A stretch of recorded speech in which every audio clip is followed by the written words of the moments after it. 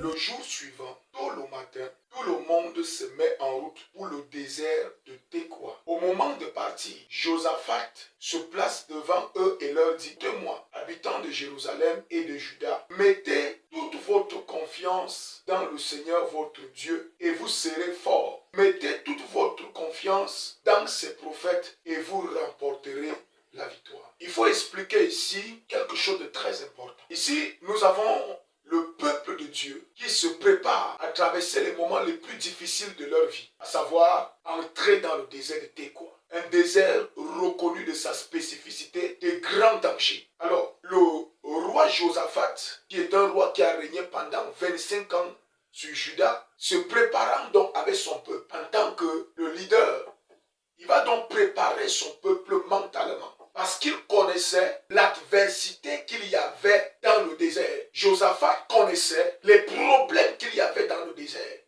Il va donc les mettre en garde en leur disant pour pouvoir passer. Parce que Josaphat connaissait que dans le désert, il y avait un froid extrême. Le froid qu'il y a au désert donne des frissons. Josaphat connaissait que la chaleur qu'il y a dans le désert est très violente. Josaphat connaissait que dans le désert, il y avait les 9 ennemis, les Moabites, les Périsiens, les Jubésiens, les Ammonites, les Philistins. Josaphat connaissait que dans le désert, il y avait les serpents brûlants. Alors, pour pouvoir passer cette épreuve, sans compter qu'il n'y a pas de nourriture, sans compter qu'il n'y a pas d'abri où ils peuvent dormir, pour passer cette épreuve, il y a des conditions. Et l'une des conditions était celle de se confier à l'Éternel. Dans la version 8 secondes, la Bible dit: Confiez-vous en l'Éternel et vous serez affermis.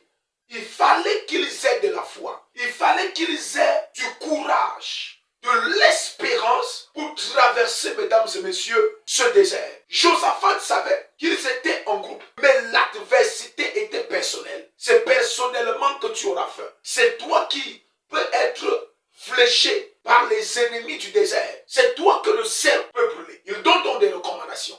Que si vous voulez réussir, il est extrêmement important pour vous de vous confier en l'Éternel, afin que l'Éternel, par la foi, vous accorde assez de foi, assez de courage, assez de détermination, afin que vous ne tombiez point en tentation. Quelqu'un me dise Amen.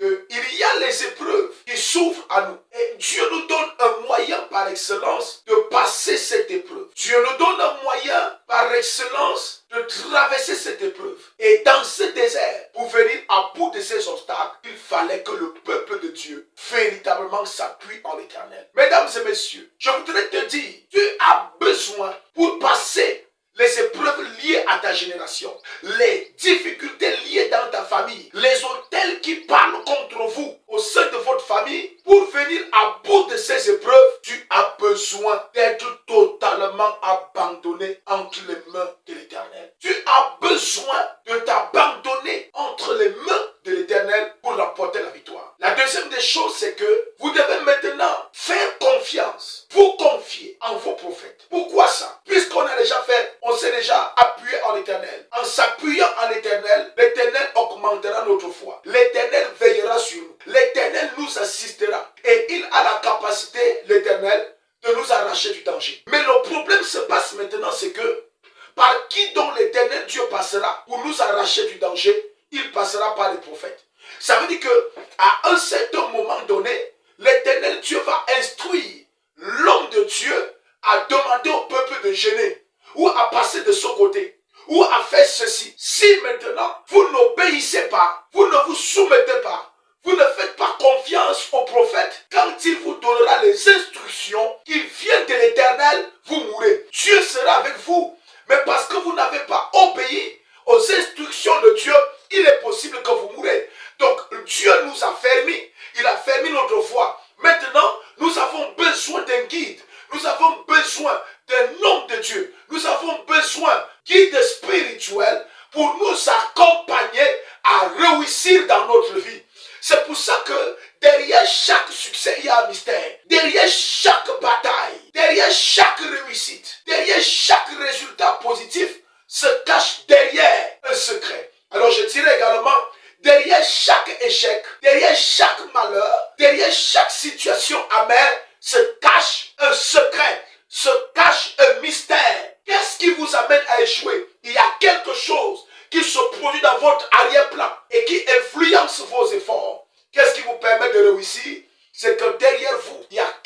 qui est placé. C'est pour ça que la Bible dit que l'Éternel est ma bannière.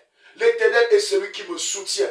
L'Éternel est celui qui me garde. L'Éternel est celui qui me secoue. De qui aurais-je peur? Ça veut dire, lorsqu'on voyait Israël courageux, lorsqu'on voyait Israël fort, en fait, la force d'Israël venait de quelqu'un qui était derrière lui. On l'appelle l'Éternel et on l'appelle le Dieu Tout-Puissant. Mets ta confiance en l'Éternel et crois en ses serviteurs. Si l'homme de Dieu t'a donné un moment de prière, crois en ce moment de prière et fais tel que l'homme de Dieu t'a dit. C'est alors là que tu réussiras. La Bible dit dans la version d'Aube, il dit, mettez toute votre confiance en ces prophètes et vous remporterez les victoires. Beaucoup ont échoué parce qu'ils n'ont pas écouté les directives des hommes de Dieu, les ordonnances, les instructions.